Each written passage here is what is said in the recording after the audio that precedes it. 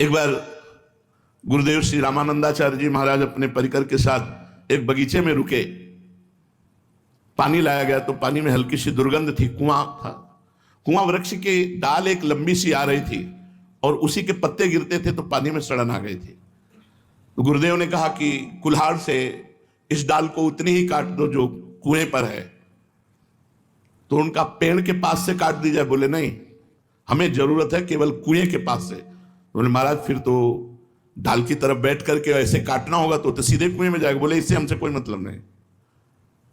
सब बैठे रहे।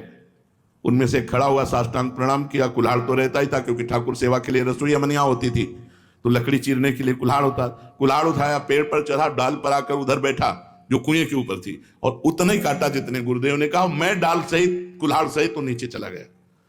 अब सब शोकाकुल हो गए कि ओ, बड़े गंभीर मुद्रा में आचार्य चरण बैठे रहे। ऐसे कुछ मिनट हुए, नमो नमः, जय हो ऐसे शब्द कुएं से गूंजने लगे और वो ऊपर उठ करके आया और माला और प्रसादी पहने हुए, हाथ में प्रसाद का पत्तल लिए आचार्य चरणों में रखा कि सिया राम जी ने आपके लिए दिया है। उनका इतनी देर कैसे हो? बोले सिया राम जी के पार्षद आकर साकेत ले गए और वहां सिया राम जी के दर्शन हुए, वहां प्रसादी मिली और ये प्रसादी आपको। अब तो सब ललचा गए कि सिया राम के लिए तो पूरा जीवन अर्पित है, एक झलक भी नहीं मिली यार हम ही ये कर लेते। तो गुरु आज्ञा दिखाई कैसी दे रही थी? मृत्यु वाली। मरेगा, मैं कुल्हाड़ सहित कुएं में जाएगा, मर जाएगा।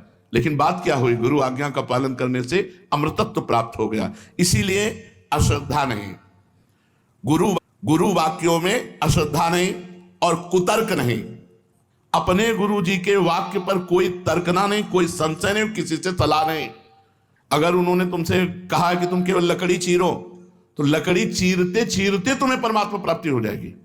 अब तुम्हारे माला चलाने से परमात्मा प्राप्ति नहीं होगी। मोक्ष मूलम गुरु कृपा, उनकी कृपा से बात बनती है। मंत्र मूलम गुरु वाक्यम, गुरु जी ने कहा गेट में खड़े रहो तुम और जिंदगी भर केवल गेट में खड़े रहो।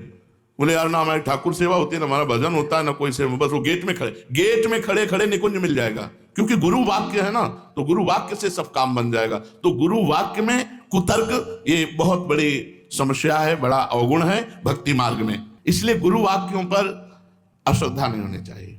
वो जो बोले तो बस वचनम करिष्येताम, जो आप बोल रहे हैं वही मुझे करना है। वो धर्म है कि अधर्म है, अच्छा है कि बुरा, मुझे इससे कोई मतलब नहीं। हो पाएगा कि नहीं हो पाएगा इससे भी मुझे कोई मतलब नहीं। मैं शुरू करता हूं, आपकी आज्ञा है।